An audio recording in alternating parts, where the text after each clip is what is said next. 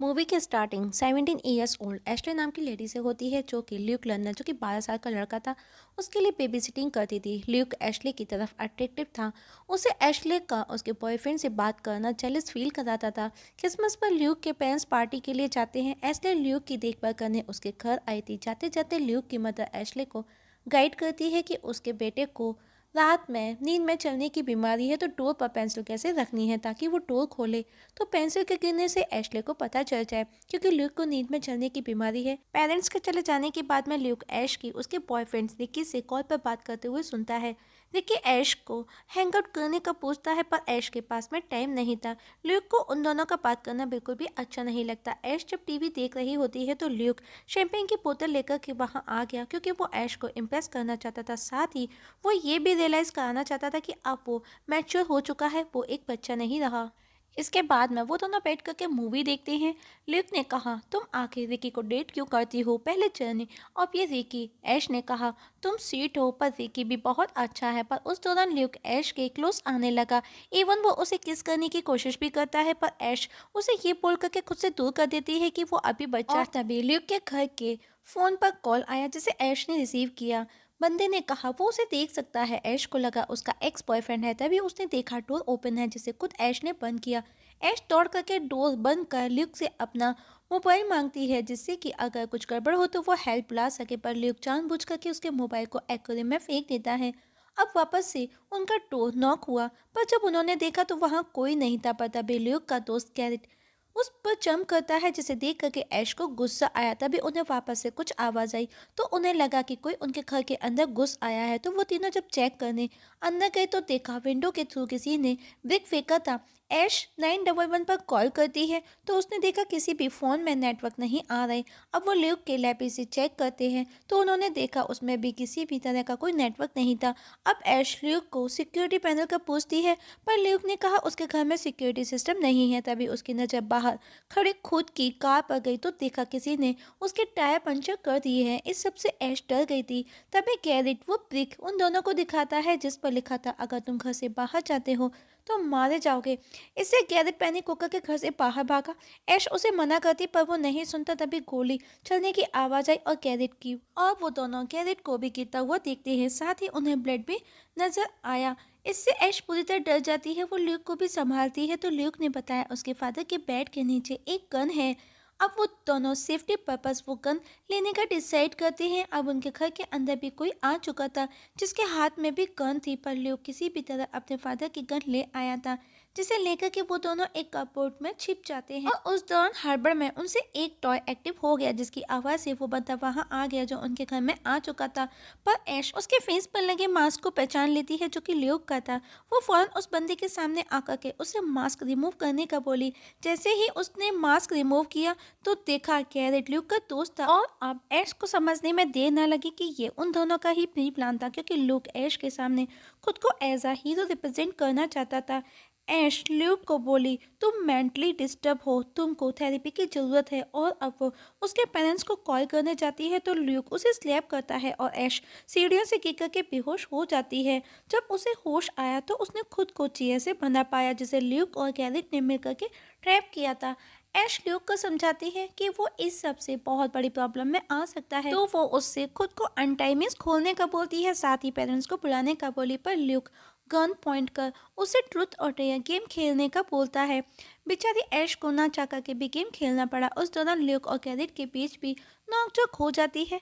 ऐश बोली तुम दोनों ही प्रॉब्लम में आने वाले हो क्योंकि उसके पेरेंट्स कभी भी घर लौट सकते हैं क्योंकि पार्टी खत्म होते ही उसके पेरेंट्स घर लौटेंगे। पर ल्यूक ने कहा उन्हें कभी कुछ भी नहीं पता चलेगा। पर वापस से गैरेट और ल्यूक के बीच में बहस होने लगी। गैरेट घर जाना चाहता था पर ल्यूक उसके पीछे गया। मौके का फायदा उठा करके ऐश पास ही पड़ी टॉर्च की लाइट से हेल्प मांगती है पर तब तक वो दोनों वहां आ जाते हैं। अब ल्यूक ऐश को ड्रिंक पीने का बोला पर ऐश सब मार करके बोतल जमीन पर गिरा देती है। तभी वापस से ल्यूक के घर की डोर बेल हुई। ल्यूक म्यूजिक को हाई वॉल्यूम में ऑन करके डोर पर देखने जाता है। उसने देखा डोर पर रिकी था जो कि ऐश का बॉयफ्रेंड था। उसने रिकी को कहा वो उससे मिलना नहीं चाहती तो वो उसे वहीं से बाहर जाने का बोलता है लेकिन रिकी उसकी नहीं सुनता। वो उसके घर के अंदर आ गया और अब रिकी पूरे घर में ऐश को यहाँ वहाँ ढूंढ रहा था। वहीं ऐश खुद को गिरा करके किसी तरह उस टूटी हुई बोतल के एक कांच के टुकड़े को उठा लेती है। वहीं ल्यूक रिकी को हिट मारता है, पर रिकी एडल्ट था, वो उससे बड़ा था, ल्यूक छोटा था, उस पर हावी नहीं हो पाता। तब तक गैरेट वहां आ गया और रिकी पर गन पॉइंट कर देता है। अब रिकी को भी ऐश के पास ही दूसरी चेयर पर बिठाकर बांध दिया गया था, जिसे खुद ल्यूक ने बुलाया था। अभी भी ऐश ने कहा कि वो उन्हें जाने दे, वो किसी को कुछ नहीं बताएंगे। गैरेट भी उसकी बात से एग्री था, पर ल्यूक नहीं। उसने गैरेट को चुपचाप बैठने का बोला और अब ल्यूक ऐश के ही मोबाइल से उसके एक्स बॉयफ्रेंड जर्मी को कॉल कर उसे भी बुलाता है। उस दौरान ऐश अपने हाथ के टेप को कट करती है, तभी ल्यूक को स्मोक की स्मेल आई। उसने देखा गैरेट स्मोक कर रहा था, वो उस पर गुस्सा करता है। उस दौरान ऐश अपने पैरों को भी अनटाइट कर लेती है। अब गैरेट रिकी को दूसरे रूम में लेकर के पहुंचा, जहां ल्यूक एक पेंट का डब्बा लेकर के ठीक उसके सर के ऊपर खड़ा था और वो उसे उसके ऊपर छोड़ देता है। लकीली रिकी बच जाता है। ये देख करके गैरेट रिकी दोनों डर जाते हैं। गैरेट भी ल्यूक को सब बंद करने का बोलता है, पर ल्यूक रिट्राई करने का बोलता है। तब तक ऐश खुद को फ्री कर वहां आकर के ल्यूक पर गन पॉइंट कर उसे दूर रहने का बोलती है, पर ल्यूक को पता था कि वो गन खाली है, तो वो उसकी नहीं सुनता और पेंट से भरे डब्बे को रिकी के ऊपर छोड़ देता है, जिससे उसकी वहीं डेथ हो जाती है। ऐश भी पूरी तरह अपसेट हो जाती है। ल्यूक पर वो उस पर गन पॉइंट करती है, पर उसने देखा ल्यूक हंस रहा था, उसे समझने में देर न लगी। जैसे ही वो उस पर शूट करती है तो देखा गन खाली है। वो घर से बाहर भागती है तो वो गैरेट को उसके पीछे भेजता है, पर वो उसके हाथ से निकल गई।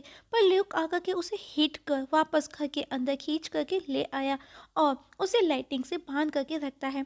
विक्की के मर जाने से गैरी डिस्टर्ब हो जाता है, पर ल्यूक उल्टा उस पर बॉसिंग करता है और कहता है कि अगर वो उसकी सुनेगा तो वो भी सेफ रहेगा। अब ऐश का एक्स बॉयफ्रेंड जर्मी भी आ चुका था, तो ल्यूक ने कहा ऐश उसे सॉरी फील कराना चाहती है, जिसके लिए उसे लिख करके सॉरी बोलना होगा। जर्मी भी मान जाता है और जब वो लेटर लिखता है तो ल्यूक उसे पीछे से मार देता है। ल्यूक जब ऐश के पास पहुंचा तो देखा गैरेट उसका दोस्त ऐश को किस कर रहा था। दरअसल उसे ऐश के लिए सिंपैथी फील हो रही थी, पर यह देख करके ल्यूक पूरी तरह से आग बबूला हो गया और उसने गैरेट को भी शूट कर मार डाला। साथ ही वो ऐश को भी किस करता है और मार देता है और पूरे घर का सीन ऐसे क्रिएट करता है कि मानो एशले अपने बॉयफ्रेंड के साथ में एंजॉय कर रही थी और उस दौरान उसका एक्स बॉयफ्रेंड जर्मी वहां आ गया और उन तीनों के बीच में आपस में झगड़ा हुआ और वो सब मारे गए हूँ और खुद अपने रूम को बाहर से लॉक कर विंडो से जाकर के अपने रूम में सो जाता है। कुछ देर बाद दिखाया जाता है मूवी में उसके पेरेंट्स और पुलिस घर आ चुकी थी। उसकी मदर दौड़ करके ल्यूक के कमरे में आई, जो कि सोया था और उसका रूम बाहर से लॉक था।